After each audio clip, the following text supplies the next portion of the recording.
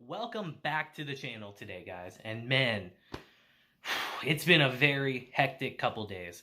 I'll spare you guys a lot of like the super big details on it and just say that I've had people at my house past couple days, and it's made it extremely hard to record for you guys.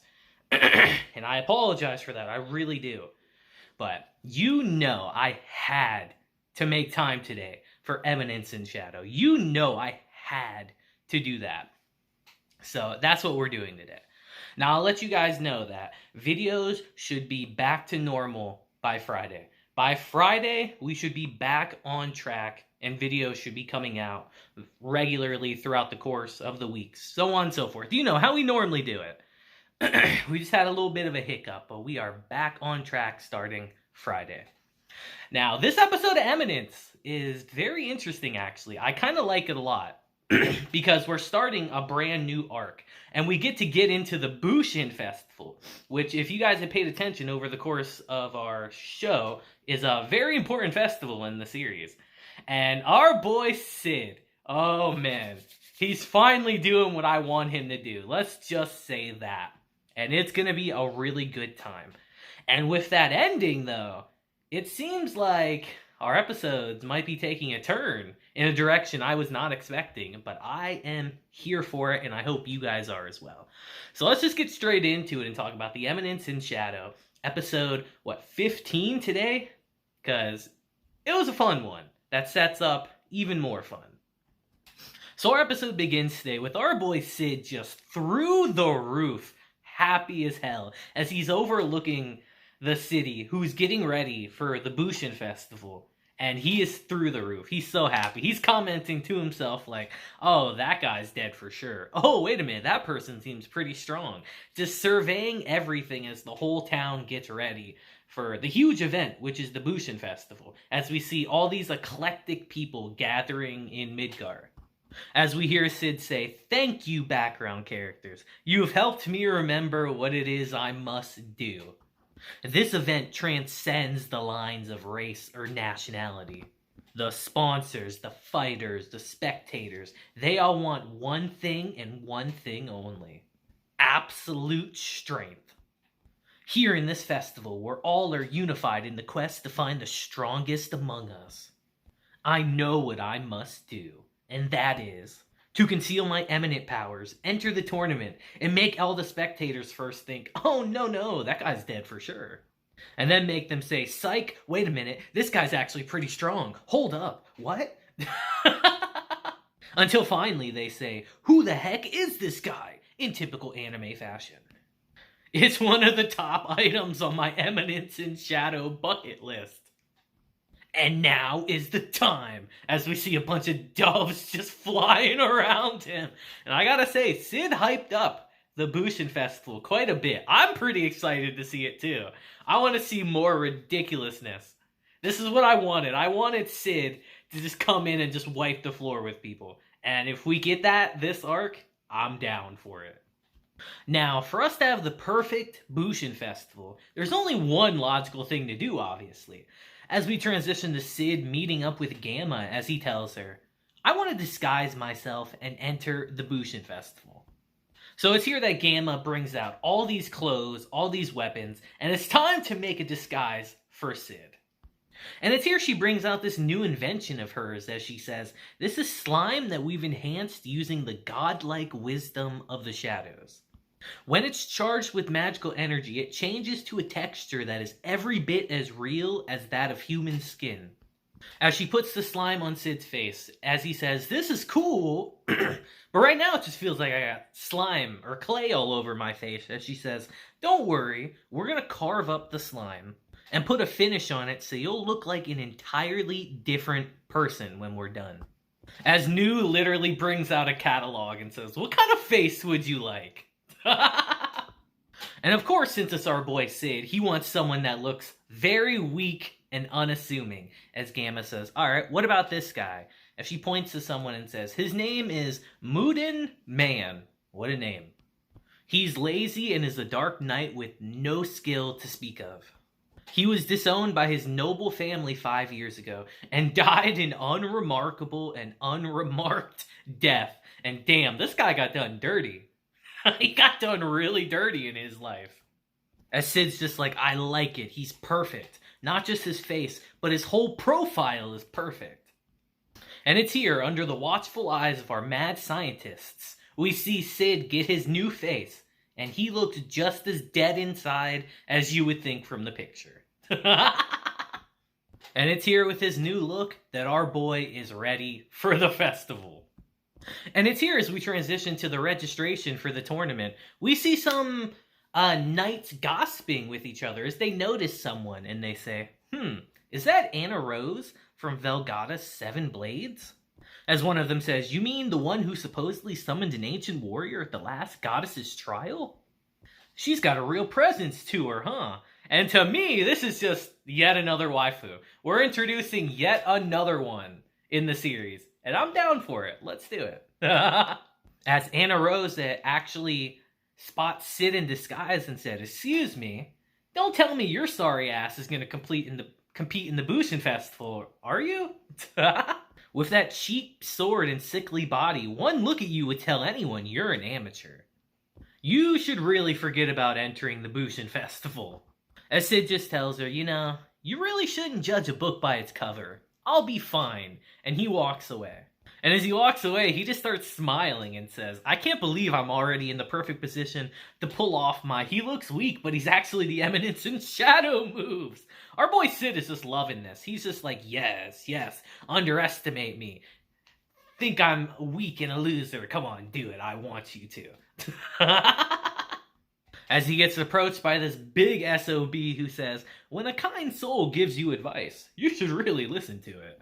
As Sid's just like, well damn, look who we have here. The guy who's obviously doomed to lose. True. As the guy says, you know, my name's Quentin. I fought at the Bushin Festival a few times, and every time, there's some weak-ass wet blanket like you ruining all the fun. Do us all a favor and go home and suck on your mommy's teat or something. Ooh, burn. I think it's so funny and corny that someone in the crowd's like, yo, that's a classic, bro. It's so corny. Now our boy Sid, who's still playing the act, just tells him flat out like, you know, I'm at least stronger than you are, knowing it's gonna piss him off. As our musclehead Quentin falls for it and picks a fight with him and punches Sid and throws him in an alley, as Sid just says, you know, you really are third rate, aren't you? And as Quentin charges at Sid, he says, damn, you really are an amateur. If I'm honest, the unarmed combat in this world is entirely unsophisticated. As Sid just runs through in his head all the ways he could beat the dog shit out of Quentin, and there's a lot. As he says, if there is a tournament for unarmed gorillas, I mean humans, I would definitely win it. But our boy Sid isn't ready to fight and reveal anything just yet. So he just lets Quentin hit him around a couple times, you know, really sell the act. And it's here before things get too out of hand. We just hear Anna Rosie say, you know, I think it's time to stop, or I'll be forced to step in. And just looking at how everyone stops, and how Quentin stops, I can imagine Anna Rosie's actually pretty strong. So I'm curious to see her a little more in this arc, hopefully. And as the crowd disperses, she walks up to Sid in disguise and says, I'm sorry. I had no idea things would get out of hand like that. As Sid just tells her flat out, like, if you wanted to stop him, you could have done that at any point, but you didn't. As she tells him, I thought it'd be better for you to get hurt now than to suffer permanent damage from something in the tournament. Yo, what a dick. What a little bit of a dick move, actually. And Sid just loves her reaction. He just keeps the act going, saying, oh, it's been a long time since I've tasted blood.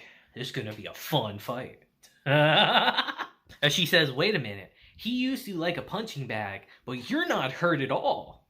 And as Sid's walking away, he's able to pique her curiosity as she says, wait, my name is Anna Rose Nitch Sihen.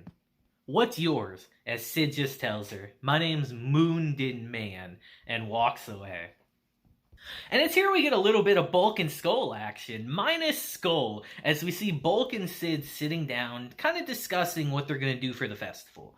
as he tells Sid, tomorrow's the day the Bushin Festival is finally starting.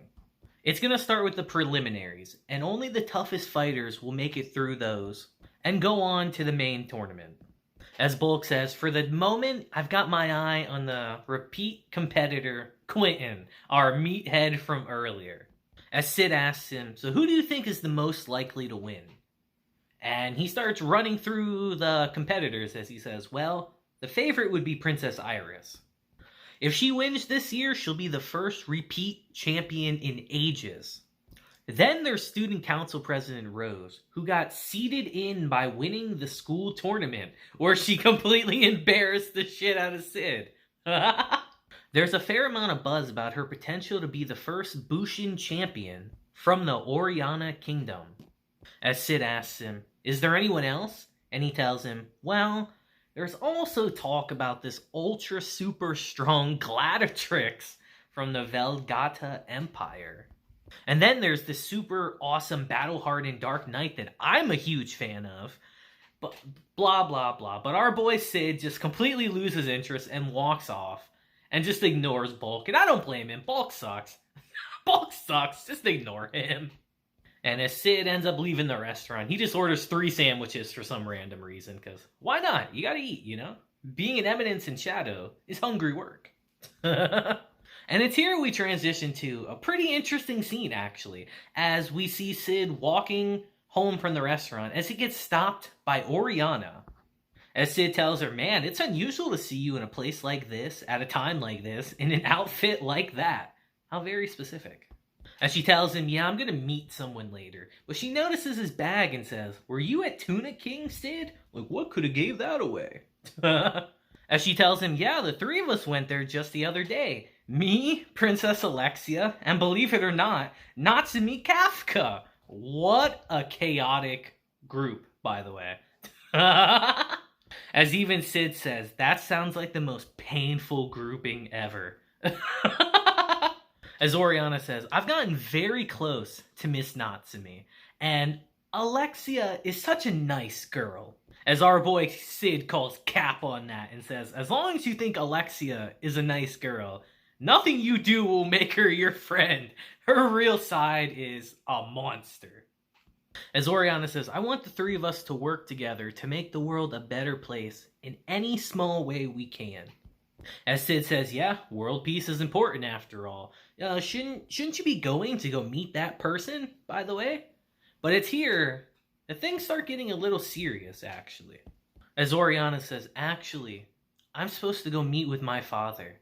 He's going to introduce me to my fiance, Perv Ass Hat. And yes, guys, I saw this name in last week's episode. I just didn't want to include it because I wanted to see if we'd get more info this week about it. But I can't believe his name is Perv Ass Hat. That's perfect. I want that to be his actual name and not a nickname so badly. I think that would be hilarious. But we'll see. Jokes aside in this situation, though, this is a tense scene. You can tell that Orianna is very uncomfortable with this, and even Sid realizes that as he says, I'll spare you my congratulations. As Orianna says, I'm the princess of the land of art and culture. People have had great expectations for me my entire life, but I defied all of them and chose the path of the sword. As Sid says, I've heard the Dark Knights don't rank very high in the Orianna hierarchy. As she tells him, my father and everyone in the kingdom were against it. They couldn't see the point in swinging a sword, getting covered in dirt and sweat. But I've never been able to forget the beautiful sight I saw that day. As yet again, we see this flashback from Orianna's memories. And they have to explain this scene at some point. Like, I'm not stupid. That's clearly Sid under the hood. But we got to explain this scene. We've seen this scene multiple times already. Like, I want it explained already. Like, give me the juicy info. But as we transition back, Orianna says, even if no one else accepted them, I never abandoned my ideals. And I still refuse to do it. It's possible that my stubbornness will cause me to betray countless people again. But this time, it's not the selfish demand of a child. As Orianna turns to Sid and says, Sid, Would you keep believing in me, come what may? As Sid actually does something surprising here, as he looks her in the face and says, I will do that. As she smiles at him, because you can tell that this is exactly what she needed to hear right now. As she tells him, I'm glad I got to talk to you. And as she's walking away, Sid actually tosses her one of the sandwiches and tells her, you should try to relax a little bit more, like don't take everything so seriously. And they go their separate ways. And I really like this scene, actually, It really showcases that Orianna, as a princess, has a lot of baggage she has to deal with. I can tell in this arc that we're going to be focused on her. And I think that's a good thing, to flush her out. Because how our episode ends, I kind of want to know what's going to happen. But just as a character, she's kind of interesting. That she's from a different kingdom. And that she's kind of betrayed her own kingdom's expectations of her. And wanted to become something of her own. I can imagine that's why Sid has kind of taken a liking to her a little bit. But only time will tell. And it's here we transition to the prelims of the Bushin Festival, as we see Sid and Bulk are sitting there watching it, as Bulk's just like, damn, this match is a bust. And Sid asks him, why's that? As Bulk tells him, I've been collecting datas on the battles. I tabulate all the data, calculate my own statistics, and bet based on probability. As he explains that instead of gambling on winning or losing a single match, I converge the odds by betting on 10 matches at once. Why? Because I'm a man who uses the odds to win. And that's why he never wins.